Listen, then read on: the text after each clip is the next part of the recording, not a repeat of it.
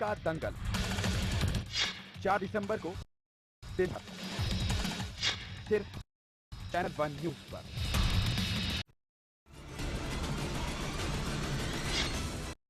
धोनी का दिल धक धक, पेसरों की अटकी सांस,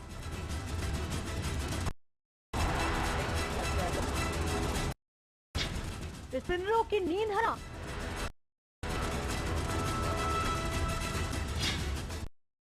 दुश्मन बॉस।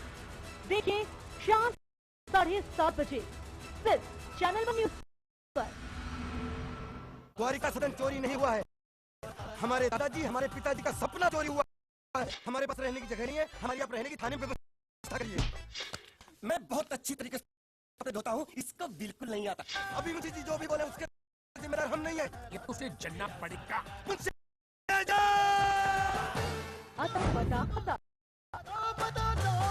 देखिए रात 9 बजे सिर्फ चैनल 1 पर। I think it's always a challenge.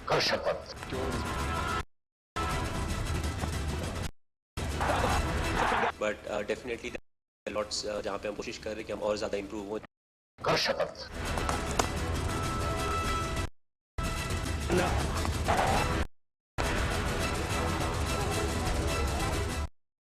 Agnipath 4 दिसंबर से 31 दिसंबर तक सिर्फ चैनल 1 न्यूज पर। बॉलीवुड स्टार्स का दम कोई नहीं किसी से कम। फ्रेंडशिप या फिर लव, ड्रीम से लेकर रियल लाइफ, जानिए हर स्टार के राज। देखिए स्टार सीक्रेट शाम 5:30 बजे सिर्फ चैनल 1 पर। किसको चुनेगी दिल वालों की दिल्ली? क्या काम आएगी शीला की लीला, या चलेगा हर्षवर्धन का जादू? क्या आप बनाएगा नए समीकरण? दिल्ली में वोटिंग पर महाकवरेज, 70 सीटें 70 रिपोर्टर। देखिए दिल्ली का दंगल 4 दिसंबर को दिन भर सिर्फ चैनल 1 न्यूज पर।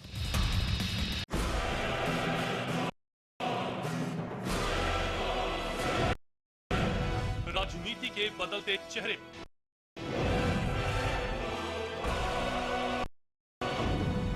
सत्ता का नया समीकरण, भावनाओं की आंधी से लोकतंत्र में विश्वास ढूंढती जनता।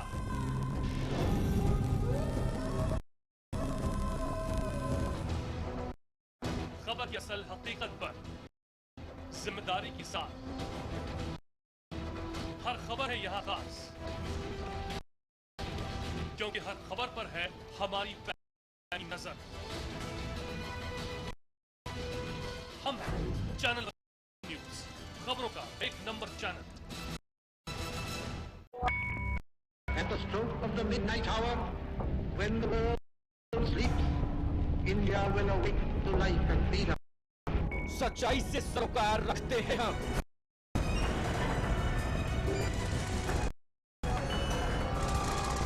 हर खबर में जिंदा रखते हैं हम। हर मुद्दे पर समय से लड़ते हैं हम।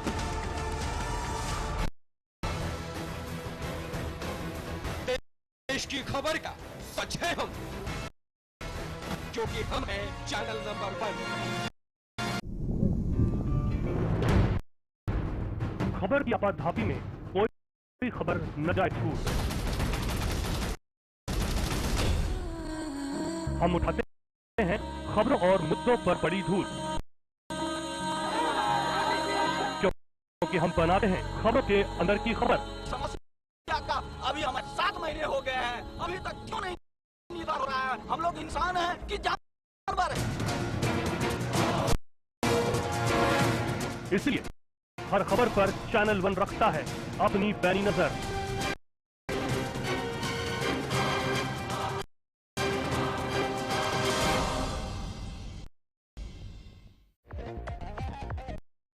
बॉलीवुड स्टार का दम कोई नहीं किसी से कम। कम, अफेयर, फ्रेंडशिप या फिर लव, रील से लेकर रियल लाइफ जानिए हर साल की रात। देखिए सीक्रेट रविवार शाम 5:30 बजे सिर्फ चैनल 1 पर।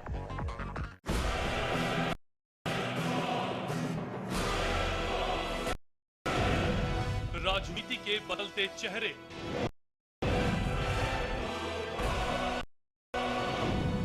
सत्ता का नया समीकरण, भावनाओं की आंधी से लोकतंत्र में विश्वास से ढूंढती जनता,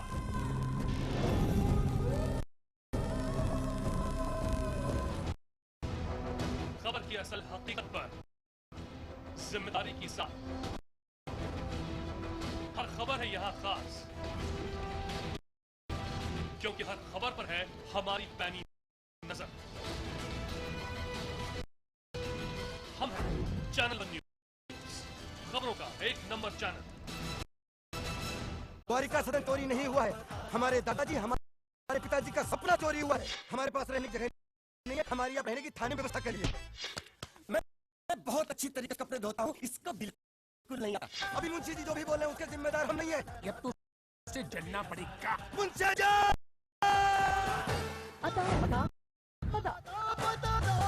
देखिए रात 9:30 बजे सिर्फ चैनल 1 पर। I think it's always a challenge.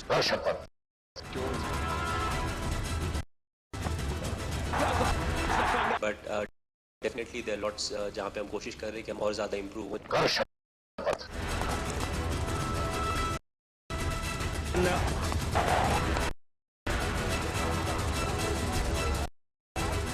Agnipath 4 दिसंबर से 31 दिसंबर तक सिर्फ चैनल 1 न्यूज़ पर।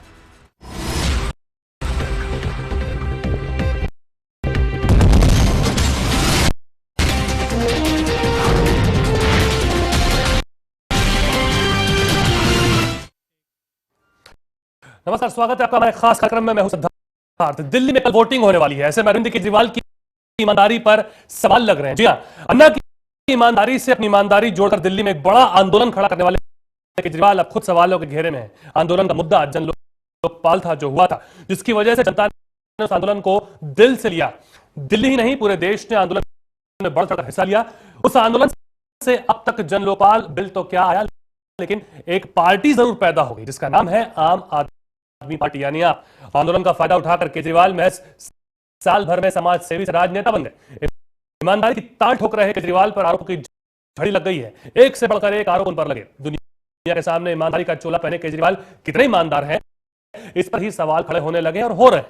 आरोप लगाने वालों में कोई और गैर नहीं है, बल्कि उनके साथ कदम से कदम मिला करके चलने वाले, आगे बढ़ने वाले वो लोग शामिल हैं, जिनकी बदौलत केजरीवाल आज नेता बने हैं। आरोप है कि उनके परिवार से भी आया है, उनके परिवार की ओर से भी आरोप है, वो बताएंगे आपको। और उनकी बुआ और उनके बेटे ने केजरीवाल पर आरोप लगाकर कई सवाल खड़े कर दिए हैं। आरोप जमीन से जुड़ा हुआ है, जिनके कुछ सबूत भी हमारे पास यानी चैनल 1 न्यूज़ के पास मौजूद है। ये खुद उनके फुफेरे भाई की तरफ से उपलब्ध कराए गए हैं। सबूतों के दस्तावेज हमारे पास और सवालों के घेरे में केजरीवाल हैं। दिल्ली के चुनावी मैदान में उतरकर लड़ाई को भले ही त्रिकोणीय बना दिया गया हो, लेकिन सच में वो ईमानदार है या नहीं, इस सवाल उठने शुरू हो गए हैं। तो ये कुछ तमाम ऐसे सवाल हैं जिनके ऊपर से पर्दा उठाने की आज कोशिश करेंगे।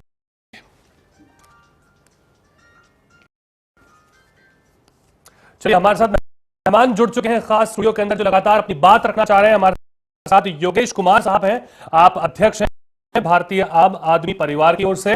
इसके अलावा शमून कासमी साहब हमारे साथ हैं, आपको याद होगा, जाना पहचाना चेहरा, जो टीम अन्ना बनी थी, उसके संस्थापक शमून कासमी साहब भी थे, और उस आंदोलन को खड़ा करने में इनकी बहुत बड़ी भूमिका मानी जाती है। शुरुआत में योगेश कुमार साहब से करूंगा। योगेश जी, चूंकि आरोप आपकी ओर से आ रहे हैं, सबसे पहला आरोप आपकी ओर से क्या है, जो सबूत के साथ आपके पास है?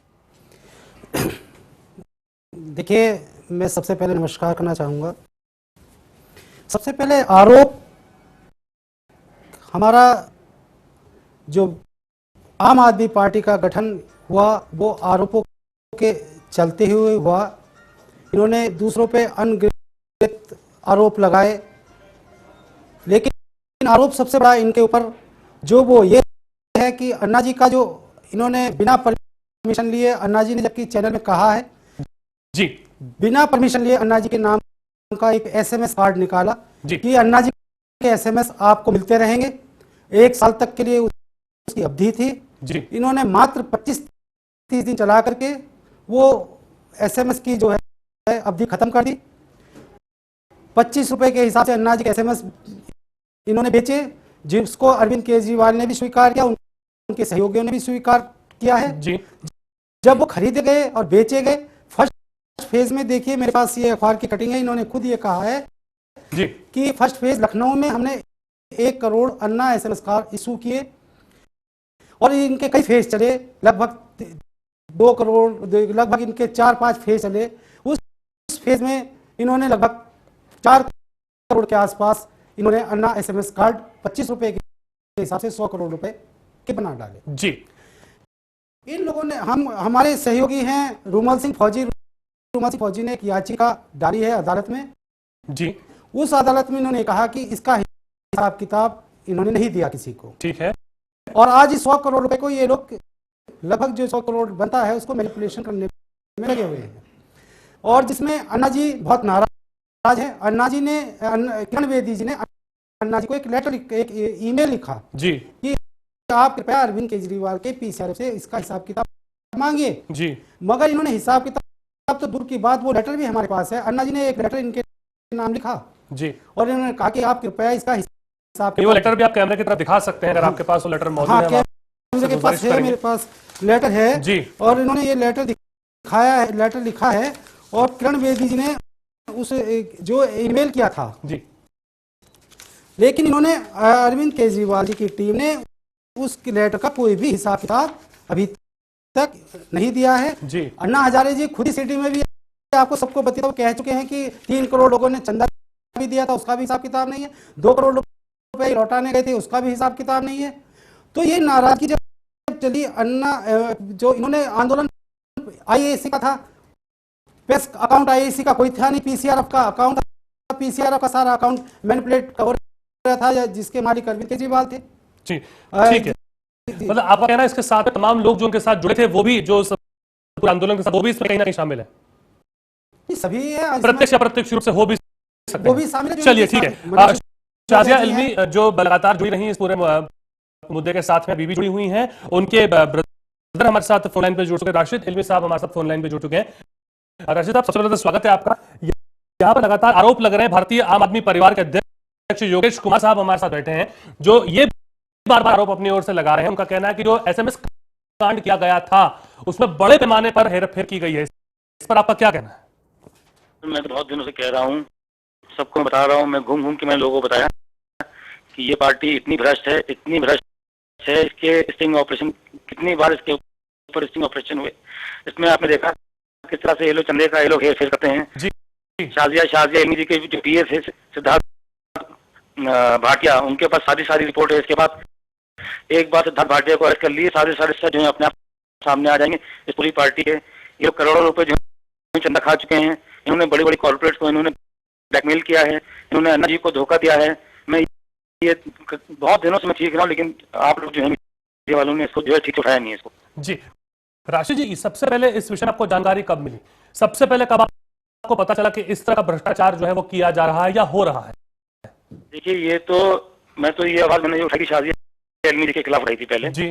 जिस तरह से उन्होंने घर में अपने अत्याचार किया है, जिस तरह से उन्होंने अपनी प्रॉपर्टी को नॉमिनेशन पेपर में छुपाया है, जिस तरह से उन्होंने अपने एम्प्लॉयमेंट रिकॉर्ड को अपने जो है पेपर में छुपाया है। मैं आम आदमी पार्टी के जो ऑफिस गया, मैं प्रशांत भूषण जी के पास गया, मैं मानस रंजन मोहपात्रा के पास गया, मैंने तमाम पार्टी के लोगों से मिला कि आपकी पार्टी में जो भ्रष्ट कैंडिडेट है इनको हटाइए, लेकिन वहां पर कोई सुनता नहीं है, कोई किसी की बात जो है मानता नहीं है। शाजिया इल्मी से खुद आपने बात करने की कोशिश की इस विषय पे? शाजिया इल्मी जी ने जब से मेरी माँ के साथ जब असलों की करीब में, उसके बाद से मैंने बात करना छोड़ दिया था उनसे। जी जी। क्या कहा था उन्होंने जब आपने इस भ्रष्टाचार की बात उनसे की? जो मैंने अपने उसमें फेसबुक मैंने पोस्ट करी, उसके बाद उन्होंने अपनी माँ से को लीगल नोटिस भेजा, जिसमें उन्होंने कहा था कि मैं अपनी माँ को 4-5 साल के लिए जेल में भेज दूंगी। वो लीगल नोटिस जो है प्रशांत भूषण जी ने भेजा था।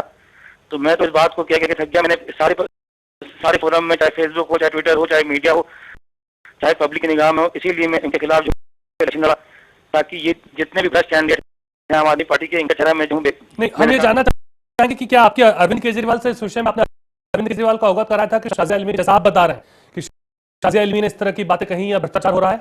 मैंने योगेंद्र यादव जी को मैंने इसका पूरा ब्यौरा जो है मैंने पहले भेज दिया था। मैंने शाजिया इल्मी जी ने जो अपने एसेट्स में अपने नॉमिनेशन पेपर में जो एसेट छुपाए हैं, इसके खिलाफ मैंने उनके ऊपर जो कंप्लेन कर रखी इलेक्शन कमीशन में, उसके ऊपर भी कोई सुनवाई नहीं हुई। मैंने वहाँ पे आरटीआई फाइल करी भी, उस पर भी कोई जवाब नहीं आया। सर मैं तो बहुत दिनों से लगा पड़ा हूँ इसके लिए कि ये किसी तरह से ये जो चेहरे हैं, गंदे चेहरे, घिनौने चेहरे, ये जो क्या आपने कानूनी तौर पे कोई कदम उठाया अपनी ओर से?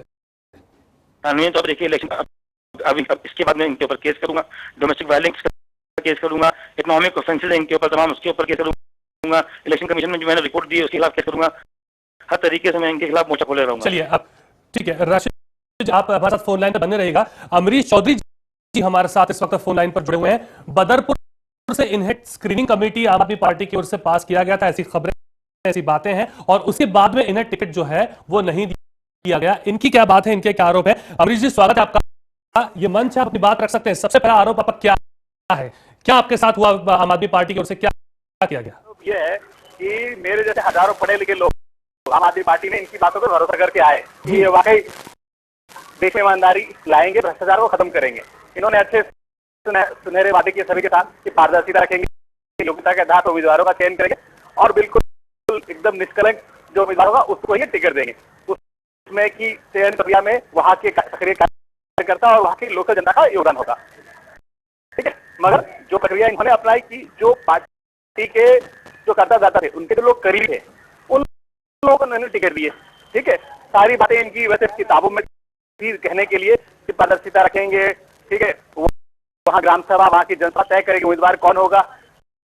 और यहाँ पे मैं जब से मतलब पार्टी में जुड़ा, सारा अपने नौकरी छोड़ छाड़ के पार्टी के लिए काम काज किया। हमें दोनों पार्टी के दोनों ऑफिस का मैंने खर्चा उठाया और जिसमें मेरा नाम था, और वहाँ के वॉलंटियर्स ने भी 70% वॉलंटियर्स ने मुझे 1 नंबर पे रखा, प्रेफरेंशियल वोटिंग थी। मगर फाइनली जब रिजल्ट आता है तो सबसे जो बॉटम का आदमी, बिल्कुल नया आदमी, आपको क्या कहा गया था जब टिकट देने के पहले, क्या आपसे क्या बात की गई थी, क्या कहा गया था आपको? उन्होंने ये कहा था कि योग्यता के आधार पर, ठीक है, जिसका जनाधार होगा, ठीक है, जिसको कार्यकर्ता जिसको जनता चाहेगी उसको टिकट दिया जाएगा, ठीक है। मगर इसका ऐसा कुछ भी नहीं, वोटिंग कराई उन्होंने, कोई वोटिंग का रिजल्ट आउट नहीं किया, ना बुलाया, ना बताया, ना समझाया कि किस बात है और किसको टिकट दे रहे। सीधा उन्होंने मीडिया को प्रेस रिलीज जारी कर दी कि इस आदमी को टिकट दिया गया, एनडी शर्मा को। हमने जब उनसे फोन पे बात करनी चाहिए, उन्होंने फोन नहीं उठाया। तो केजरीवाल के नंबर पे हमने एसएमएस किया कि आपने एनडी शर्मा को टिकट किस आधार पे और किस पैसे में दिया। तो केजरीवाल जी के नंबर से रिप्लाई आता है 2 करोड़ रुपए। जी, आपका कहना 2 करोड़ में टिकट बेच दी उन्होंने? बिल्कुल, केजरीवाल जी के नंबर से रिप्लाई है मेरे पास। तो क्या वो आपके पास मौजूद है, वो एसएमएस जो केजरीवाल जी की, क्या केजरीवाल जी के मोबाइल से आया था वो? बिल्कुल उनके डायरेक्ट नंबर से आया था, उनका पर्सनल नंबर है और बिल्कुल रिकॉर्डेड नंबर है। क्या स्पष्ट बताएं, क्या एग्जैक्टली लिखा क्या था उन्होंने? वर्ड टू वर्ड बताया था, एक मैंने होल्ड करो जी। चलिए, जब तक आप ढूंढे तब तक एक बार फिर हम बातचीत के सिलसिले को आगे बढ़ाते हैं। शमून काज़मी साहब, ये जो स्थिति हम सुन रहे हैं, हम डायरेक्टली कुछ नहीं कह रहे, यहाँ लोग अपनी अपनी बात रख रहे हैं। इस पूरी बात को सुन करके, इस पूरी जो अपनी अपनी ओर से लोग तकलीफ कर रहे हैं, क्या लग रहा है आपको? देखिए, मैं 6 महीने पहले, मैंने जब ये आंदोलन से पार्टी नहीं बनी थी, 22 अप्रैल को मेरा इख्तिलाफ यही था कि आंदोलन से जो व्यवस्था परिवर्तन की लहर चली है वो पूरे देश के अंदर पूरे देशवासी खड़े हो गए हैं जी। अब इसे कोई पार्टी बना करके उस आंदोलन को कमजोर ना करें। हाँ। और अन्ना भी मेरी बात, यानी अन्ना कह रहे थे, अन्ना और मैं दोनों एक मत थे। उसमें किरण बेदी भी पार्टी के हक में नहीं थी। प्रशांत भूषण और शांति भूषण, शांति जी बिल्कुल ऐसे बेताब थे कि आज ही पार्टी बन जाए ताकि हम इसका बेनिफिट उठा लें। क्या इसी बात, ये जो हो रहा है, ये डर आपको पहले ही था? ये पहले डर था, डर नहीं बल्कि जो सच्चाई थी, मैंने आप हजरात के तमाम चैनल्स के जरिए से बात कही थी। आज मैं उस अपने मालिक का शुक्र अदा करता हूं कि लो अपने जाल में खुद सयाद आ गया। तो आप अपने जाल में सयाद आ गया, ईमानदारी का ढंडोरा पीटने वाले, व्यवस्था परिवर्तन के नाम पर लोगों को गुमराह करने वाले, और आज भी जिस तरह से दिल्ली के लोगों को गुमराह कर रहे हैं। मैं एक ऐसा व्यक्ति था कि उस ईमानदारी पर आज मैं चैलेंज करना चाहता हूं पूरे देश के सामने। साहब आएंगे आपके पास, एक सेकंड जी। शमून काज़मी आज कहना चाहता है, चैलेंज करना चाहता है कि अरविंद केजरीवाल बेईमान है और शमून कासमी ईमानदार है। पूरे देश के अंदर अगर एक साबित कर दे कि मैं किसी से कोई 1 रुपया कहीं लिया, और अरविंद केजरीवाल ने अभी, योगेश जी ने बताया, अभी जो है वो आपको अमरीश चौधरी ने बताया कि 2-2 करोड़ रुपए के अंदर ये जो है टिकट बेच रहा है। इसके ऊपर इसके ऊपर कानूनी कार्रवाई होनी चाहिए। ठीक है, मैं आ रहा हूं, आपके पास आ रहा हूं। अमरीश जी का फोन लाइन पे आप मौजूद हैं? हाँ जी, क्या एसएमएस था, जरा पढ़ के दर्शकों को बताएं, वर्ड टू वर्ड बताएं कि केजरीवाल जी ने आकर क्या एसएमएस किया आपको। बिल्कुल, 15 सितंबर 2013 3:53 पर मैंने अरविंद केजरीवाल जी के नंबर पे एसएमएस किया। नंबर में बता नहीं सकता, ऑन एयर हो जाएगा, ठीक है। हाँ, कितना पैसा लेकर और किस आधार पर बदरपुर का सीट आपने एनडी शर्मा को दिया है जी, ठीक है। ये मैंने उनको एसएमएस किया 3:53 पर 15 सितंबर को, ठीक है। ठीक 3 मिनट के बाद रिप्लाई आता है मेरे पास केजरीवाल जी व्यक्तिगत नंबर से 2 करोड़ रुपए। अच्छा, 2 करोड़ उन्होंने लिखा है उसके अंदर, साफ लिखा हुआ है। चलिए ठीक है, आप भी लाइन पर बने रहिएगा हमारे साथ में। हमारे साथ बीजेपी के नेता दिनेश जी हमारे साथ, दिनेश सिंह हमारे साथ फोन पर जुड़ चुके हैं, उनसे हम बात करते हैं। दिनेश जी, यहाँ पर लगातार आरोप लग रहे हैं, क्या प्रतिक्रिया आपकी ओर से सबसे पहले आएगी? अभी आरोप ही है पर गंभीर आरोप है जो लगाए गए हैं, जो अपने ही बुआ की जमीन के ऊपर कब्जे की बातें यहाँ पर की जा रही है और बदरपुर की टिकट 2 करोड़ में बेचने की बात भी हो रही है, क्या कहेंगे? मैं सिर्फ ये कहना चाहता हूं कि आप पार्टी के पाप का घड़ा फूट चुका है। पहले भी फूटा था, एक सीडी आई थी जिसको इन लोगों ने फर्जी बताई थी जी। ये लोग खुद ही सजा देते हैं, खुद ही निर्णय करते हैं और खुद ही आरोपी होते हैं। तो इनके पाप का घड़ा फूट रहा है। पहले पाप इन्होंने अन्ना हजारे के साथ किया और अन्ना हजारे ने खुद ऑनलाइन आकर उन्होंने कहा ऑन रिकॉर्ड कि हमारे साथ हमारा आशीर्वाद आप पार्टी को, केजरीवाल को नहीं है। इन्होंने सिर्फ अन्ना को नहीं ठगा है, इन्होंने पूरे देशवासियों को ठगा है। तो अब इनका घड़ा फूट रहा है। कल आप सुबह देखिएगा, एक आप पार्टी और कांग्रेस पार्टी, दोनों पार्टियां मिलकर भारतीय जनता पार्टी के चुनाव दिल्ली में लड़ रही हैं और अब ये साफ हो चुका है। अगर आप इनका पहले देखिए, जिन्होंने सिसोड़ा एसोसिएट से अपने सर्वे करवाया था, ये कंपनी कांग्रेस पार्टी के प्रेस सचिव की पार्टी है। ये प्रेस सचिव कांग्रेस पार्टी के से सर्वे करवाते हैं अपना, और यही बरेली में जाकर ये फकीर रजा से मिलते हैं तो कांग्रेस आपत्ति उठाती है और 2 दिन बाद दिग्विजय सिंह मंच साझा करते हैं फकीर रजा के साथ। तो सीधे सीधे कि दोनों पार्टियां मिलकर भारतीय जनता पार्टी से चुनाव लड़ रही है। अब इनका चेहरा बेनकाब हो रहा है। दिनेश जी, 2 करोड़ के अंदर जो अमरीश चौधरी जी हमारे साथ ऑनलाइन पे जुड़े हुए हैं, उनका साफ तौर पर कहना है कि 2 करोड़ के अंदर उनके पास एसएमएस आया अरविंद केजरीवाल का, जब उन्होंने ये पूछा अरविंद केजरीवाल से कि आखिर इस सीट को लेकर के क्या स्थिति थी, उन्होंने कहा कि 2 करोड़ में हमने बेच दिया है। क्या कहेंगे इस पे? इनके पास आया हुआ अगर इस तरह का आरोप बहुत गंभीर आरोप है और दिल्ली की जनता आपके चैनल के माध्यम से सारा खेल देख रही है। अगर यह है तो हम समझते हैं किसी भी पार्टी के लिए जो अपने को सबसे ईमानदार और नैतिक बताती फिरती थी, आज वो बेनकाब हो गए हैं जी।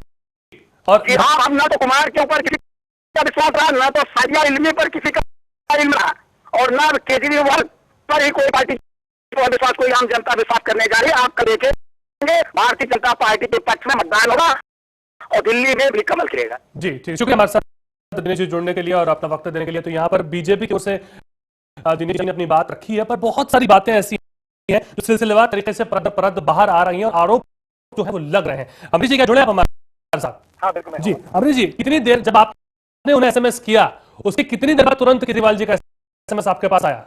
3 मिनट के बाद। 3 मिनट में आया? 3:53 में मैंने एसएमएस किया, उनका 3:56 में एसएमएस आ गया। सबसे पहली प्रतिक्रिया आपकी क्या थी जब आपने उस एसएमएस को पढ़ा?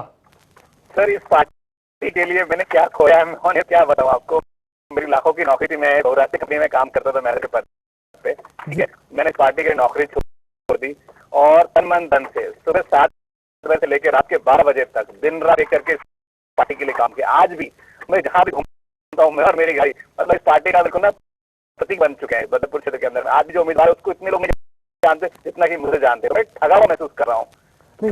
तो क्या आपने इस एसएमएस को दिखाया मनीष सिसोदिया को या केजरीवाल को या दूसरे लोगों को जो बड़े पैमाने पर इस पार्टी में कि देखिए एसएमएस मुझे आया है, आपने कुछ बताया उन्हें? बिल्कुल जी, मनीष को भी एसएमएस, क्योंकि फोन ही उन्होंने के बाद उठाना बंद कर दिया। नहीं, क्या कहा आपने? नहीं कहा अपनी ओर से? क्या कहते हैं, उसके बाद से मेरी हमारे कार्यकर्ता पास गए उनके पास विरोध करने के लिए। सर, आपने तो कहा था कि छठी जनता तय कार्यकर्ता तय करेंगे उम्मीदवार के बारे में, आपने खुद से अपनी उम्मीदवार है, वो उम्मीदवार जो कि ना पढ़ा लिखा है, ना उसकी छवि है, ना उसका पार्टी के। तो उन्होंने कहा नहीं, देखो जी आपको ये तो इस पार्टी में जो भी देशभक्त लोग हैं वही आएंगे, अगर हमने टिकट उनको दे दी, अगर आपको उम्मीदवार पसंद नहीं, दूसरे विधानसभा में काम कीजिए, नहीं तो आप घर बैठ जाओ। आपने जिक्र नहीं किया कि 2 करोड़ अपने टिकट क्यों बेची? उन्होंने कहा ना हम इस बारे में कोई बात ही नहीं कर सकते, हम आपसे कोई बात ही नहीं करेंगे इस बारे में। अच्छा, ये सवाल आपने पूछा तो था पर? बिल्कुल बिल्कुल, मेरे पास आज भी SMS है जो मैंने मनीष सिसोदिया जी को भी भेजा था। अच्छा, जो मैंने विवेक यादव को भी भेजा था। क्या आपने मनीष सिसोदिया को क्या SMS किया? मैंने उनको क्या अरविंद जी के नंबर से, अरविंद जी से मैंने पूछा कि उन्होंने किस आधार पर टिकट दी, तो उन्होंने मुझे 2 करोड़ का रिप्लाई करके दिया। तो मनीष जी ने फोन पे तो बात नहीं की, उन्होंने कहा कि आप अपने टिकट के लिए पार्टी में जुड़े थे इसलिए आप अनाप शनाप आरोप लगा रहे हैं।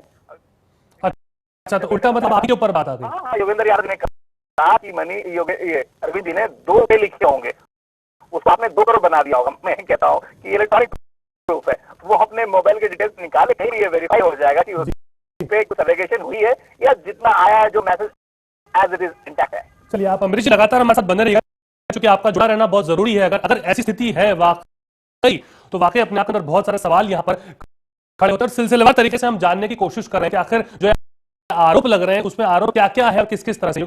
फिर आपके आते हुए यही बात आपने भी उठाई थी और ये बात अमरीश जी भी कह रहे हैं, क्या वाकई स्थिति है? आपको लगता है जो ये बात अमरीश जी की ओर से हो रही है, ये किस तरह से आप देख रहे हैं इसको? पहले तो मैं अमरीश जी को बधाई दूंगा, वो चुनाव लड़ने, उनकी विजय हो और उनके लिए शुभकामनाएं चाहूंगा। जो कह रहे हैं अमरीश जी बिल्कुल सही कह रहे हैं, वो भारतीय आम आदमी परिवार के बाप के हमारे कैंडिडेट भी है वहाँ से। आखिर वो पढ़े लिखे इंसान हैं और मैनेजर पते रहे हैं, उन्होंने लाखों रुपए की नौकरी छोड़ी है और वो अपने आप को सही कह रहे हैं, ठगा हुआ सा महसूस कर रहे हैं। उनकी मेंटल स्थिति जो है वो मुझे उनके आंखों में मैंने आंसू भी देखे हैं जी, और असहज महसूस किया है। उसके उन्होंने अपना इतना बड़ा त्याग किया, अपने घर को छोड़ दिया, अब सब कुछ छोड़ दिया और आज उसके साथ ये ऐसा करते। अरविंद केजरीवाल, देखिए एक मिनट आप मेरी सुनिए। अरविंद केजरीवाल जी जो है ये विख्यात तो हुए थे RTI से जी, नहीं प्रख्यात तो ये RTI से हुए थे और विख्यात ये आंदोलन, जनता ने आंदोलन का उससे विख्यात हुए जी, और आज आम आदमी पार्टी बना करके कुख्यात हो गए जी जी। ये प्रख्यात विख्यात कुख्यात का खेल ज्यादा लंबा नहीं चलने वाला जी। जनता सब समझ चुकी है, पापा घड़ा वो जो कह रहे हैं वो सही है, भर चुका है। हमारे बहुत ही काजमी साहब हमारे जरूरी बुनियादी सवाल जी, योगी के साथ बहुत बड़ा धोखा हुआ।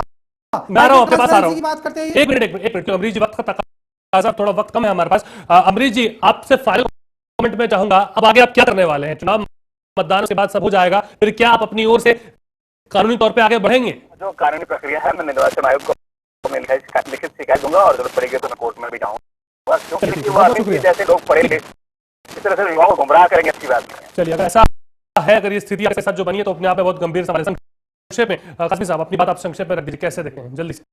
नहीं, देखिए जो अभी ये सामने चीजें आई हैं, मैं ये बात कहना चाहूंगा कि अरविंद केजरीवाल, उसका एंड कंपनी बिल्कुल ईमानदार नहीं है, ये मक्कार हैं, धोखेबाज हैं। इन्होंने पूरे देश को धोखा दिया, युवाओं को धोखा दिया, अन्ना को धोखा दिया, हमें धोखा दिया और ये दिल्ली के लोगों की बारी है। इसलिए दिल्ली के निवासियों से अपील करना चाहूंगा कि आपको मैं ईमानदारी के साथ ये बात कह रहा हूं कि ये कोई व्यवस्था परिवर्तन, ये ईमानदार नहीं है। कहां से बिजली का बिल ये कम करेगा?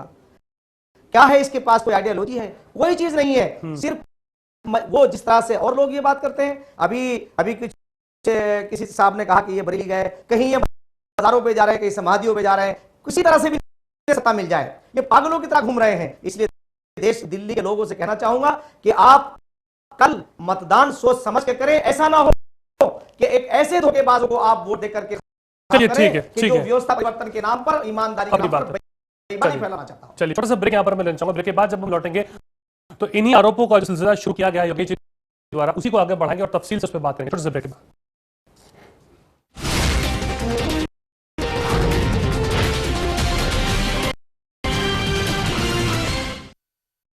किसको चुनेगी दिल वालों की दिल्ली?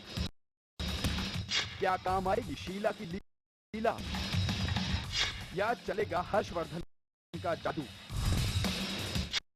क्या आप बनाएगा नए समीकरण? दिल्ली में वोटिंग पर महाकवरेज, 70 सीटें 70 रिपोर्टर। देखिए दिल्ली का दंगल 4 दिसंबर को दिन भर सिर्फ चैनल 1 न्यूज पर।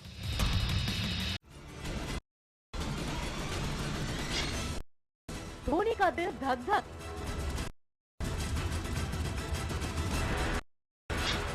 पेसरों की अटकी सांस।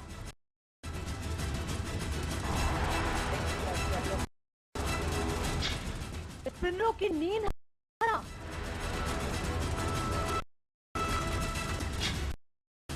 दुश्मन बॉस देखिए शाम 7:30 बजे सिर्फ चैनल 1 न्यूज पर। द्वारिका सदन चोरी नहीं हुआ है, हमारे दादाजी हमारे पिताजी का सपना चोरी हुआ है। हमारे पास रहने की जगह नहीं है, हमारी आप रहने की थाने में व्यवस्था करिए। मैं बहुत अच्छी तरीके से कपड़े धोता हूँ, इसका बिल्कुल नहीं आता। अभी मुझे जो भी बोले उसके जिम्मेदार हम नहीं है। अब तुझे चलना पड़ेगा मुझे।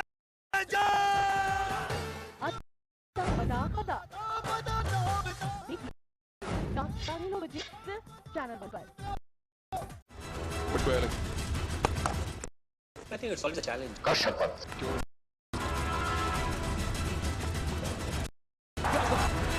But definitely there are lots जहाँ पे हम कोशिश कर रहे हैं कि हम और ज़्यादा improve हो।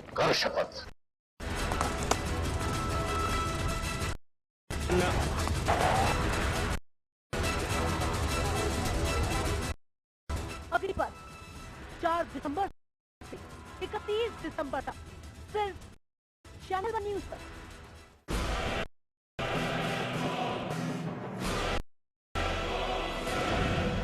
राजनीति के बदलते चेहरे,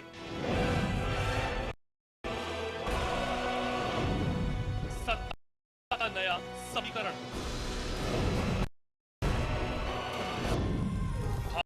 भावनाओं की आंधी से लोकतंत्र में विश्वास ढूंढती जनता,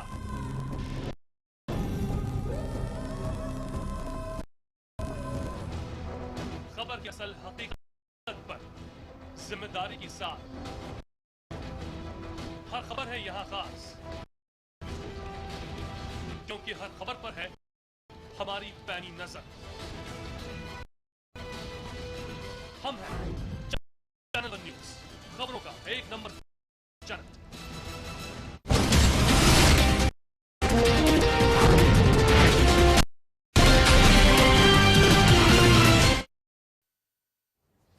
स्वागत है खबर के बाद। बहुत गंभीर सवाल यहां पर उठे हैं आम आदमी पार्टी के अध्यक्ष और जो मेन आदमी अरविंद केजरीवाल के ऊपर, और वो सवाल इतने गंभीर हैं, वो आरोप अपने आप में इतने गंभीर हैं कि अगर उसके तह तक अगर जाया जाएगा तो क्या कुछ निकल करके आएगा वो अपनी अलग बात है।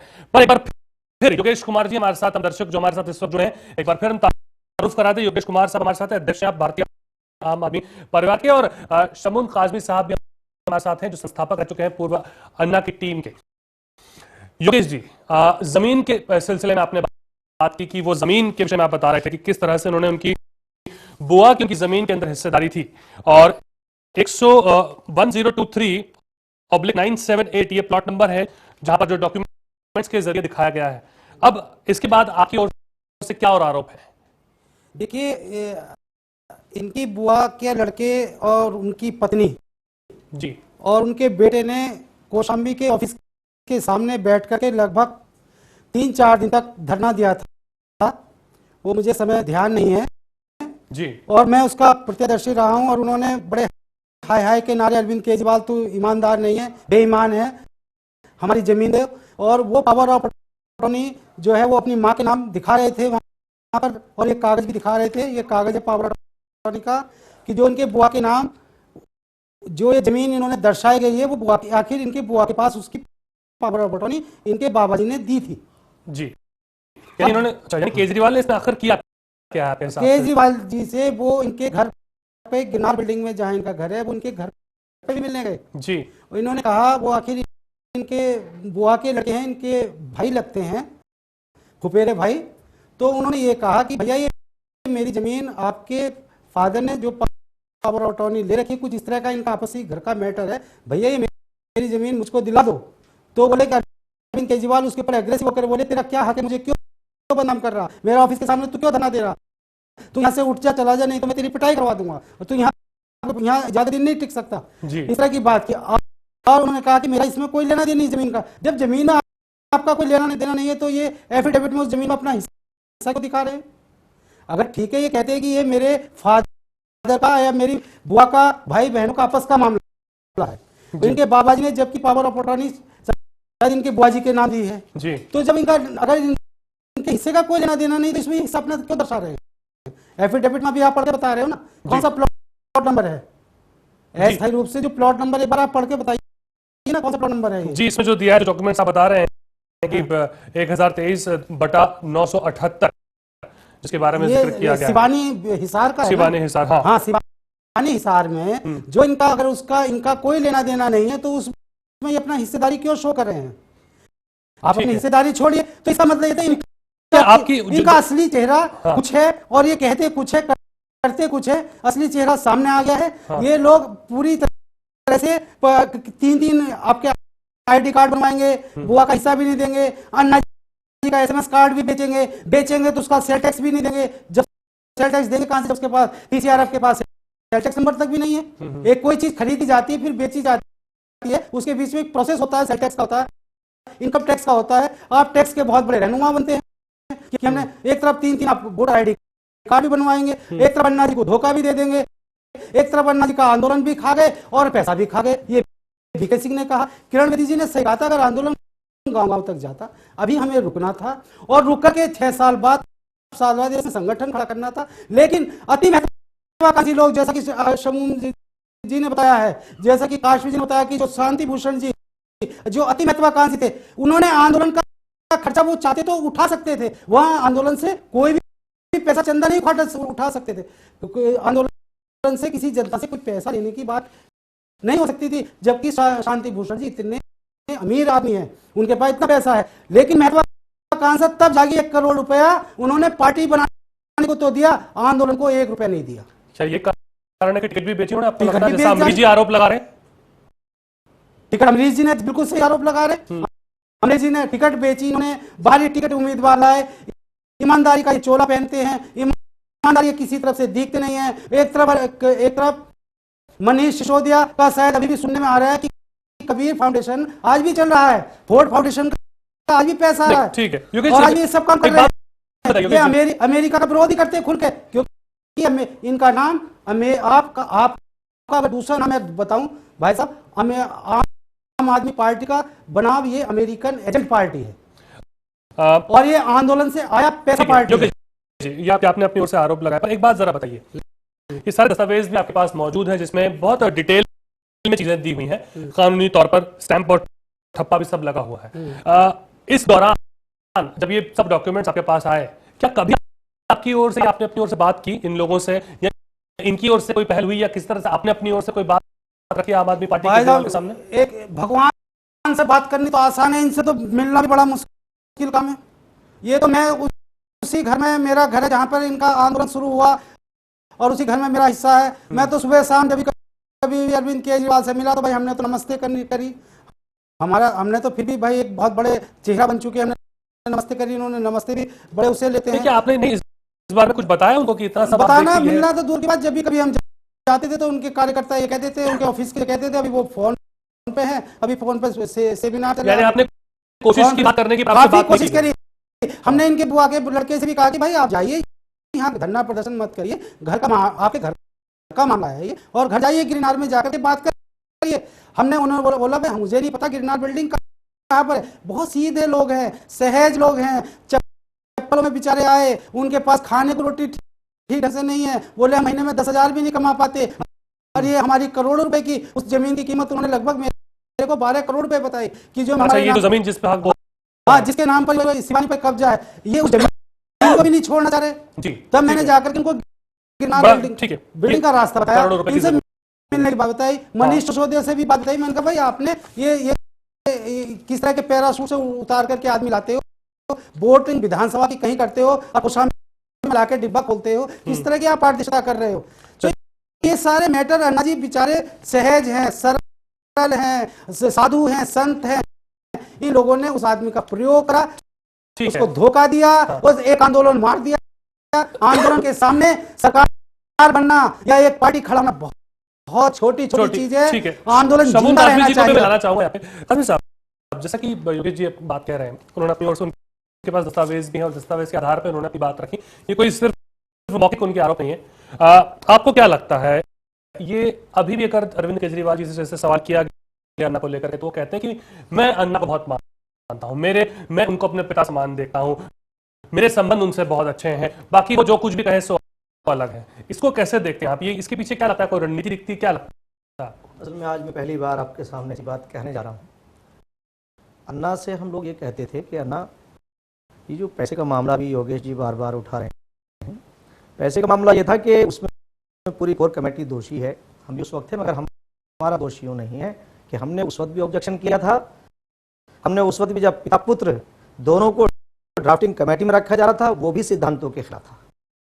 ड्राफ्टिंग कमेटी का पिता पुत्र को एक साथ मेंबर रखना ये असंवैधानिक ही नहीं बल्कि परंपराओं के खिलाफ। आप शांति इसी तरह से मैं शांति जी और प्रशांत की बात कर रहा हूँ। उससे पहले ये समझिए कि इन्होंने बड़ी चालाकी के साथ जो है लोगों को रुखसत किया। संतोष हेगड़े चले गए, मेरा पाटेकर चली गई, स्वामी अग्निवेश चले गए, राजेंद्र सिंह जो जल पुरुष कहलाते हैं वो चले गए, पीवी गोपाला राज चले गए, और उसके बाद जब मैं रह गया उसमें तो मेरे पे इन्होंने आरोप लगाया जिसे मैंने चैलेंज किया था। आज ये उसे साबित नहीं कर सके, इनके ऊपर सारे इल्जाम साबित हो रहे हैं। अब ये कहाँ के ईमानदार हैं, कहाँ इनके पास ट्रांसपेरेंसी है, कहाँ इनके पास जो है वो अखलाकियात है, कहाँ नैतिकता है। अब मैं आपको बता दूं, एक बहुत अच्छा मौका आया था, स्टिंग ऑपरेशन हुआ, अनुरंजन झा ने जो स्टिंग ऑपरेशन किया, तो मैं कहना चाहता हूं जिसे नकार रहे हैं दिल्ली के लोगों, जरा सुनो गौर से कि वहां मेरे पास अगर कोई आदमी ऑफर लेकर आता तो सबसे पहले मुझे इनकार करना चाहिए और उनसे बात ही नहीं करनी चाहिए। हमने आंदोलन के दरमियान हमारे पास बड़ी बड़ी ऑफर थी, मगर हमने कहा कि हमारे लिए देश बड़ा है, हमारे लिए व्यवस्था जो करप्शन है वो दुख है, हमारे लिए अपने नौजवानों के चेहरों पर मायूसी जो है हमें देख करके दुख होता है। और इन्होंने किसी जगह ट्रांसपेरेंसी नहीं बरती, बल्कि इन्होंने तो ये किया, मैं आपको बता दूं कि उस आंदोलन में ये अन्ना को भी ठिकाने लगाना चाहते थे। और जिस वक्त 13 दिन अन्ना ने अनशन रखा है, मैं आज आपको कह रहा हूं, सारे देश ने देखा होगा, अन्ना के चेहरे को हम देखते थे तो हमें दुख होता था। रात को इनमें से हम कहते हैं कि आप अन्ना का अनशन तुड़वा दो। जब गवर्नमेंट ने लेटर लेके भेज दिया स्वर्गीय देशमुख जी को और उसके बाद आंदोलन तोड़ने की बात आ गई, तो रात में आंदोलन नहीं तोड़ने दिया और कहा कि नहीं अन्ना सुबह को आंदोलन तोड़ेंगे, रात में आंदोलन नहीं तोड़ते, अनशन नहीं तोड़ते। तो वही अनशन जब मुंबई के अंदर हुआ तो यही मनीष सिसोदिया, आपको बता दूं कि ये इतने बड़े ट्रांसपेरेंसी के माहिर हैं कि ये कांच के गिलास में रह करके, मैंने उस वक्त ये सवाल उठाया था किस तरह से लोग उन्होंने गुमराह किया कि इन्होंने कांच के गिलास में पानी क्यों नहीं पिया, उसने स्टील के गिलास में पिया। हाँ। तो वहां इन्होंने रात को अन्ना को 8 बजे उठाया और उनका अनशन तोड़ाया। तो आज मैं ये कहना चाह रहा हूं देश के लोगों से, क्या देश के लोगों, यकीनन इन्होंने बहुत बड़ा पाप किया है, गुनाह किया है और ये बिल्कुल ईमानदार नहीं है। कौन सी ऐसी ताकतें हैं गवर्नमेंट ऑफ इंडिया को? ये चाहिए कि आज ही इनके जो है वो इलेक्शन कमीशन को इन पर एक्शन लेना चाहिए। इन्होंने जो अपनी बातों को छुपाया है, एक मौका आया था अगर ये ईमानदार होते, जब इनका स्टिंग ऑपरेशन हुआ था, चलिए ठीक है, तो शाजी आलमी कांग्रेस के नेता विश्वास को अगर अलग कर देते तो हम समझते हैं कि ये ईमानदार। आपके पास फिर आऊंगा। राजीव त्यागी हमारे साथ कांग्रेस के नेता फोन लाइन पे जुड़ चुके हैं, उनसे बात करते हैं। राजीव जी, स्वागत है आपका। सबसे पहले यहाँ पर बहुत गंभीर आरोप योगेश कुमार साहब अध्यक्ष हैं भारतीय आम आदमी परिवार के, उन्होंने लगाए हैं, और अमरीश चौधरी जी भी जो बदरपुर से सीट से, जिनको कहा गया था आम आदमी पार्टी की ओर से कि टिकट दिया जाएगा, नहीं दिया गया, उनका भी आरोप है कि उन्होंने जब पूछा केजरीवाल साहब से कि टिकट आपने क्या बेच दी या क्या हुआ, तो उन्होंने कहा कि हाँ 2 करोड़ में मैंने बेच दी। इतनी गंभीर आरोप लग रहे हैं, क्या प्रतिक्रिया आपकी इस पर है? देखिए, मैं बहुत ज्यादा आरोप प्रत्यारोप में नहीं जा रहा हूँ, लेकिन एक चीज मैं कह सकता हूँ इसमें कि भ्रष्टाचार 3 प्रकार के होते हैं। भ्रष्टाचार में राजनीतिक भ्रष्टाचार, आर्थिक भ्रष्टाचार और सामाजिक भ्रष्टाचार। अगर कोई व्यक्ति आर्थिक भ्रष्टाचार मान लीजिए नहीं करता है और राजनीतिक भ्रष्टाचार करता है, तो वो सबसे बड़ा अनाचार है कायदे में। और आम आदमी पार्टी की दिक्कत ये है कि राजनीतिक भ्रष्टाचार में लिप्त है पूर्णतया। हेलो, हाँ जी जी, राजनीतिक भ्रष्टाचार में लिप्त है पूर्णतया, क्योंकि जो वो कहते वो करते नहीं। जिस तरह से स्टिंग ऑपरेशन उनका हुआ था, उस पर अगर वो कार्रवाई करते और निश्चित रूप से दिखाते कि हम लोग बहुत डिफरेंट हैं और पार्टी विद डिफरेंट नेचर है वो, तो बात समझ में आती। लेकिन जिस तरह से उन्होंने उस पर लीपापोती करने का कार्य किया है, तो उससे साफ समझ में आता है कि अरविंद केजरीवाल जी कुछ ना कुछ हिडन एजेंडा लेकर के चल रहे हैं, और वो हिडन एजेंडा क्या होगा वो समय आने पर पता चल जाएगा। लेकिन मेरा निश्चित बात है कि आने वाले समय में जो विधानसभा के चुनाव है, उसमें कांग्रेस और बीजेपी का मुकाबला है, आम आदमी पार्टी मेरे ख्याल में कहीं। पर राजीव, आपको लगता है क्योंकि जब अमरीश जी हमारे साथ अभी फोन लाइन करते हैं, उनका कहना है कि वो SMS उनके पास सेव्ड है, जो केजरीवाल जी के पर्सनल मोबाइल से उनके पास आया था, जिसमें उन्होंने बाकायदा उसकी रकम भी वहां पर लिखी हुई है और ये तमाम बातें उन्होंने वहां भी कही। तो आपको लगता है अगर शुरुआत इस तरह से हुई है, अगर हम ये नहीं कह रहे कि हुआ ही है क्योंकि जांच का एक विषय है, पर आपको लगता है कि ये अच्छा संकेत जो जा रहा है बाहर वो जनता में एक अच्छा संकेत नहीं जा रहा? देखिए, मैं राजनीति में 3 सह का बहुत पक्षधर हूँ, संवाद, शिष्टाचार और सिद्धांत। उसमें अगर कोई व्यक्ति, मैं तो ये कहना चाहूंगा, आम आदमी पार्टी ने जिस तरह से बाहर से चंदा भी लिया है विदेशों से, दूसरा जो स्टिंग ऑपरेशन में उनका आचरण हम लोग देख ही चुके हैं, तो राजनीति बहुत ही ज्यादा लिक्विडेटिव है, जिसमें आदमी बहुत ज्यादा राजनीति के प्रभाव में आता है। तो अरविंद केजरीवाल जी भी उसी बात की वजह से राजनीति में आए हैं, और जिस तरह से अन्ना जी का साथ उन्होंने छोड़ा है, तो उससे तो देखिए राजनीतिक भ्रष्टाचार ही तो है, और क्या है बताइए। देखिए, अपने गुरु का साथ छोड़ देना, गुरु की बात ना मानना, तो ये तो हिंदुस्तान की जो परंपरा है उस परंपरा में तो नहीं लगता ये सब चीजें।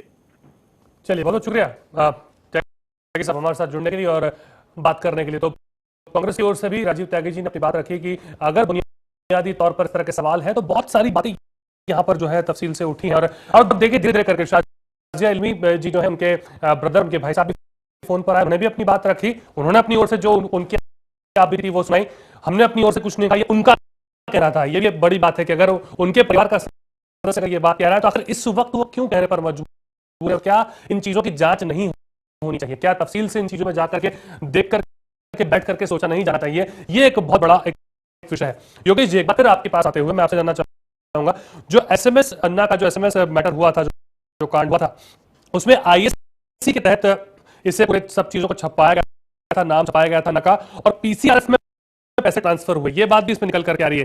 तो क्या लगता है ये जो एनजीओ जो था, इस विषय में अगर आप थोड़ा रोशनी डाल सके, बता सके तो।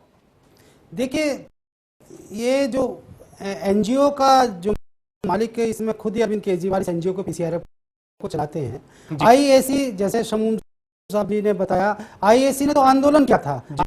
आईएसी कोई रजिस्टर्ड संस्था नहीं थी, आईएसी का कोई बैंक का अपना अकाउंट नहीं था। जब रजिस्टर्ड संस्था नहीं तो बैंक का अकाउंट नहीं था। तो इन्होंने जो पेमेंट पैसा लिया, चाहे वो आंदोलन का पैसा हुआ, अन्ना जी का एसएमएस कार्ड का पैसा हुआ, सारा वो ट्रांजेक्शन अकेला अरविंद केजरीवाल करते चले गए। उन्होंने सोचा कि अगर पैसा रहेगा मेरे पास तो मेरी आगे राजनीति चलती रहेगी। इनकी मंशा शुरू से ही अति महत्वाकांक्षी निकले। देखिए, हम लोग भी बड़े अपने को गौरव महसूस समझता था, मैं अपने को इतना बड़ा गौरव समझता था, मैं उस घर का एक हिस्सा हूँ और मेरा परिवार रहता है जिस घर में अरविंद केजरीवाल जैसे ईमानदार आदमी भी आ रहते हैं। इतनी बड़ी बड़ी भीड़ आती रही, जाती रही, हम लोगों के परिवार को भी परेशानी हुई, लेकिन हम हंसते रहे, सहते रहे, ये आंदोलन करते थे। मैं सारी रात जाग करके इस उसमें रक्षा करता था, इनके ऑफिसों की बाहर बैठा।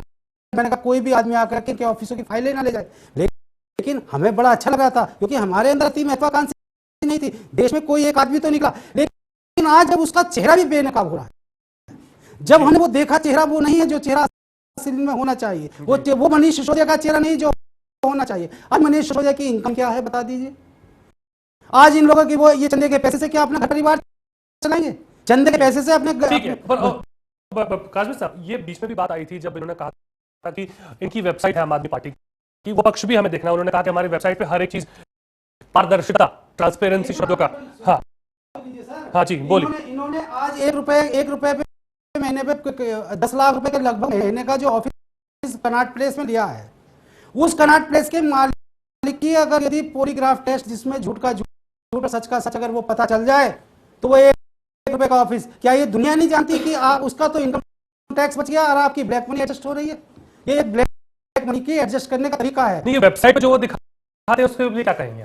दिखा रहे हैं तो वो सही बात है। जो अब अन्ना जी के नाम के एसएमएस कार्ड, कभी तो अरविंद केजरीवाल रजत शर्मा जी के सामने आपकी अदालत में कहते हैं कि मैंने 1 लाख कार्ड बेचे, कभी एक इंटरव्यू, एक उसमें कहते हैं इंटरव्यू, एक उसमें मीटिंग में कहते हैं वो केवल 9 लाख के बिके, 25 रुपए की कीमत है, कभी वो कुछ कहते हैं। चलो, उन्होंने मान तो लिया अपने आपको कि हमने बेचे, एसएमएस कार्ड मानने को तैयार नहीं थे। काजमी साहब कुछ कह रहे हैं? देखिए, जहाँ तक जो आपने सवाल किया बड़ा लॉजिकल है कि वेबसाइट पे क्या डालते हैं। वेबसाइट पे ये वो डालते हैं जिसे चाहते हैं वही वेबसाइट पे पड़ता है। मैं आपको बहुत पीछे ले जाना चाहूँगा। मज़ा तो तब आए कि उनमें से कोई साथ बैठा हुआ हो। आज ये इत्तेफाक है कि उनमें ना नैतिक इतनी हिम्मत है, ना उनमें नैतिकता है कि वो हमारे सामने आने को तैयार नहीं है। उन्हीं मीटिंगों के अंदर ये होता था कि क्योंकि मैं अंदर की बात नहीं कहना चाहता था, मगर क्योंकि कहनी पड़ेगी कि अरविंद केजरीवाल ने कुमार विश्वास को कहा तुम मुख्यमंत्री की तैयारी करते हो। अन्ना मौजूद है, भी सुन रहे होंगे और अरविंद भी सुन रहा होगा और कुमार विश्वास भी सुन रहे होंगे। तो उस वक्त फौरन कुमार विश्वास ने उनका जवाब दिया, कहा तुम भी जो है वो राजनीतिक पार्टी बनाने के लिए हिमाचल गए थे। अब वहां जब ये सवाल आता है, किरण बेदी भी मौजूद थी। उसके बाद जब मैं छोड़ के आया हूं तो किरण जी क्योंकि उसके बाद उन्हें एहसास हुआ, और ये जो आईएससी की बात आई थी, हम लोगों ने अन्ना से ये बात रखी थी कि ये पैसा आंदोलन का है, ये पार्टी पर खर्च नहीं होना चाहिए। तो इसे जब ये पता चला कि अन्ना जो है, तो ये फौरन 2 करोड़ रुपए लेकर के अरविंद केजरीवाल रालेगढ़ पहुंचते हैं और 2 करोड़ के 1-1 करोड़ के 2 चेक लेकर के पहुंचते हैं। इसी चैनल पर पहले भी मैं बता चुका हूं, और सबसे पहले इस खबर को मैंने चेकआउट किया था। अन्ना ने जब हमारे को ये बताया कि मेरे पास अरविंद 2 करोड़ के चेक लेकर आए थे, अन्ना ने कहा, ये अन्ना ने कहा मेरे 2 करोड़ के चेक लेकर के आए थे। सबसे पहले खबर मेरी है और आपके चैनल पे भी मैंने बताया। तो देखिए ये चीज वो अंदर की है। सारे 2 साल क्या का कहा, जो आपके चेक कहाँ के थे, किस चीज के पैसे थे, उसको बताया? यानी वो चेक जब लेके गए तो अन्ना ने कहा देखिए मैं लेना, कैसे क्यों लेके गए थे ये, उसके बाद वो 2 करोड़ कहां चले गए। उसके बाद अन्ना ने जब कहा, हम लोगों ने कहा कि भाई अन्ना ने ये तो कहा पिछले दिनों कि आंदोलन का पैसा पार्टी पे खर्च नहीं होगा और मेरा उसका हिसाब दिया उन्होंने? उसका हिसाब इन्हें देना चाहिए। और वो हिसाब कहां है? आईएससी इनकी प्रॉपर्टी नहीं थी। आईएससी तो हम लोग जब निकल के आए तो उसके बाद में ये हुआ कि वो दुर्भाग्य है कि अन्ना जब निकल के आए तो एक दूसरा ग्रुप आ गया और वो सही तौर से चलिए, तो उस चीज पे वो हावी हो गए। ठीक है, ये आपका मैं तो ये बात कहना चाह रहा हूं, एक बात पूरी करूं कि जो पैसा है, जो पीसीआरएफ वो एनजीओ है इनका, जल्दी से एनजीओ के अंदर पैसा आया, फाउंडेशन से कबीर के अंदर पैसा आया, ठीक है, मगर सरकार इसकी इंक्वायरी नहीं करा पाई है। सरकार भी नहीं करा पर ये भी पारदर्शिता साबित नहीं कर पाई। ठीक है, ठीक है योगेश जी, आपके पास में बात है, छोटा सा ब्रेक, माफ करिएगा, ब्रेक मुझे लेना, ब्रेक के बाद जल्द हम लौटते बात करते इसी पे।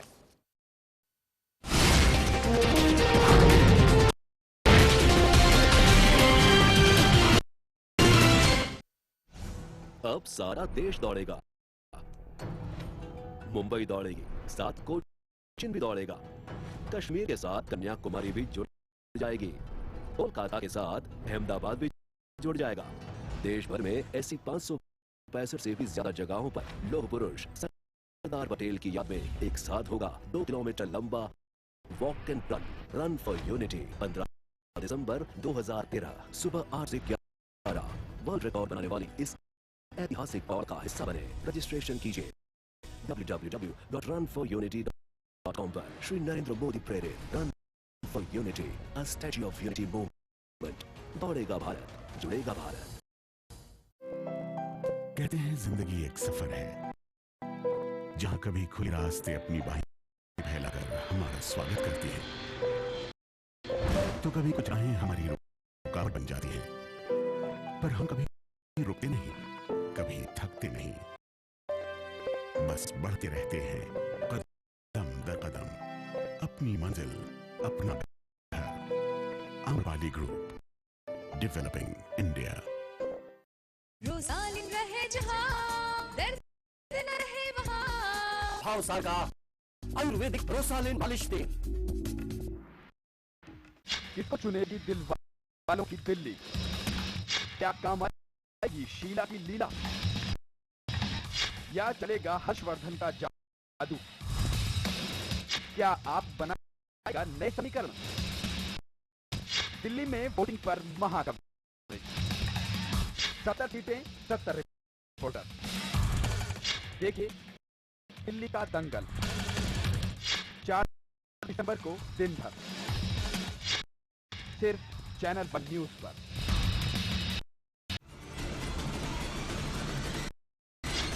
धोनी का दिल धक धक,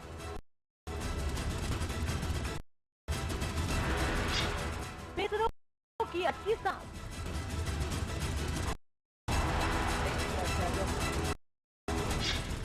स्पिनरों की नींद हराम,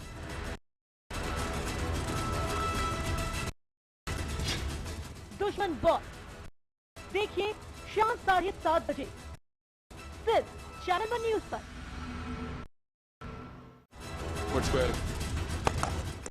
I think it's always a challenge. Shut up.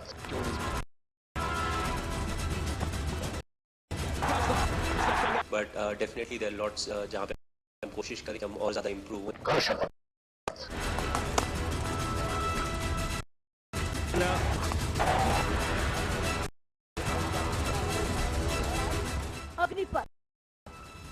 4 दिसंबर से 31 दिसंबर तक सिर्फ चैनल वन न्यूज पर।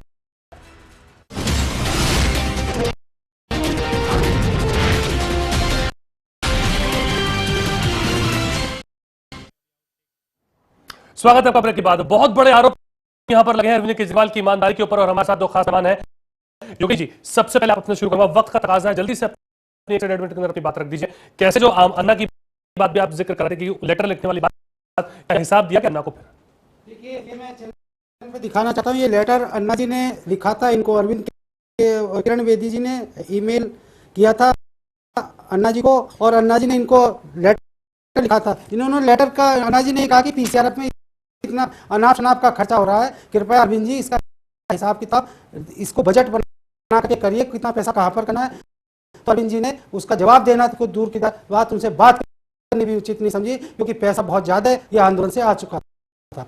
और देखिए, और मैं दूसरी बात ये कहना चाहता हूँ, दिल्ली वासियों समझ जाओ, आंदोलन अगर 1885 से अगर एक आंदोलन कांग्रेस का चालू हुआ था, आज 1947 तक 60 तक आंदोलन चला। आंदोलन से पार्टियां संगठन के थ्रू तो आती हैं। एक आंदोलन 1977 में चला था, जयप्रकाश नारायण जी के टाइम पे चला था, केवल 2 साल आंदोलन चला था और कुछ अति महत्वाकांक्षी लोगों ने पार्टी बना दी और 2.5 साल में जनता पार्टी टूट गई। एक आंदोलन जल्दबाजी में वीपी सिंह ने चलाया था, केवल 11 महीने चला था, 11 महीने सरकार चली थी। ये केवल 13 दिन का आंदोलन है। दिल्ली वासी समझ जाओ, 13 दिन का आंदोलन में हिंदुओं में एक रीति होती है, मरने के बाद 13वीं तो हो सकती है, तख्त नहीं मिल सकता। तो आप समझ के रहें। हाँ। और हम आपसे ये कहना चाहते हैं कि अपना वोट नाजायज ना करें और ऐसे उम्मीदवार को चुने जो आपका भला कर सके। चलिए काज़मी साहब, बात आप संक्षेप रख दीजिए। देखिए, जिस तरह से इन लोगों का इनका आचरण है, देश के लोगों को समझने में इसमें कोई ज़्यादा परेशानी नहीं होगी कि इनका जो महत्वाकांक्षी जो चेहरा था वो सामने आ गया। और हमने ये बात कही थी, आज देश के लोगों के सामने फिर हम ये बात कह रहे हैं कि हम शर्मिंदा हैं कि देश खड़ा हुआ था, उसने करवट ली थी व्यवस्था परिवर्तन के लिए, हम इन्हें रोक नहीं पाए। इसमें अन्ना भी अपने आप को बेचारगी महसूस करते हैं, हम भी महसूस करते हैं, सारा देश महसूस करता है। मगर जिस तरह से एक व्यवस्था परिवर्तन की ज़रूरत आज देश में है, ईमानदारी की देश में है, इन लोगों ने लोगों के उन मुद्दों को उठा करके सिर्फ उसका नाजायज़ फ़ायदा उठाया है। कोई ट्रांसपेरेंसी में नहीं है, कोई ईमानदारी में नहीं है। आज ये चीज़ सामने आ गई है कि किस तरह से इन्होंने जो है वो हमारे नौजवानों का इस्तेमाल किया और आज भी वो टोपी ओढ़े हुए नौजवान नारे लगाते रहे हैं। तो इनमें नैतिकता नाम की कोई चीज नहीं है। अगर होती तो मैं समझता हूं कि अभी इन्हें कुमार विश्वास को, शाजिया एक बड़ा बुनियादी सवाल अगर ये हटा देते, ये बुनियादी सवाल जो वो उठेगा उनकी ओर से, ये उठेगा कि इतना वक्त से फिर किसी ने क्यों नहीं बोला? क्या सभी लोग चुनाव का इंतजार कर रहे थे? इस पर आपको क्या, क्योंकि बड़ा जायज सवाल कोई है नहीं अभी। नहीं, हम तो, आपको याद होगा आपके चैनल पे हमने बराबर बोला है, निकल के आने के बाद हमने ये कहा था कि ये पार्टी बनाएंगे, इन्होंने पार्टी बनाई, हमने ये कहा था अन्ना छोड़ेंगे, हमने ये कहा था देश को धोखा दे रहे हैं, ये ईमानदार नहीं है। जो कुछ हमने कहा था एक बात सच। बहुत शुक्रिया। दिखाना, ये देखिए मेरा ये घर है, एक मिनट सामने ये घर है और यहाँ पर जो है नीचे आम आदमी पार्टी का ऑफिस और ऊपर मेरा घर है और ऊपर मैंने भारतीय आम आदमी परिवार का ऑफिस बनाया बाप का है। लेकिन जो 7 साल से लगातार मैंने इनकी एक नसों को देखा है, हर चीज को बात करा है, इनके पोस्टर जेस्टर देखे। बिल्कुल, आपने अपनी ओर से आरोप लगाया, हम उम्मीद करेंगे कि इसका जवाब जल्द उनकी ओर से भी मिले ताकि जो चीजें हैं वो तुलनात्मक अध्ययन हो सके और बात हो सके और आपके आरोप का भी जवाब कहीं ना कहीं आपको भी मिल सके और ये सवाल जो आपने उठाया उन तक पहुंच सके। आपका बेचारी बहुत गरीब। चलिए ठीक है, हम बात रखेंगे, हम बात रखेंगे। बहुत बहुत शुक्रिया। देश का भी चलिए ठीक है, से बड़ा तो देश है। बहुत बहुत शुक्रिया, बहुत बहुत शुक्रिया का हमारे सुनने के लिए, अपना वक्त देने के लिए। बहुत बड़ी बात यहाँ पर यही है कि इतने सारे आरोप लगे, अब देखना होगा किस तरह इसका जवाब दिया जाता है। हमारे खास में इतना ही, नमस्कार।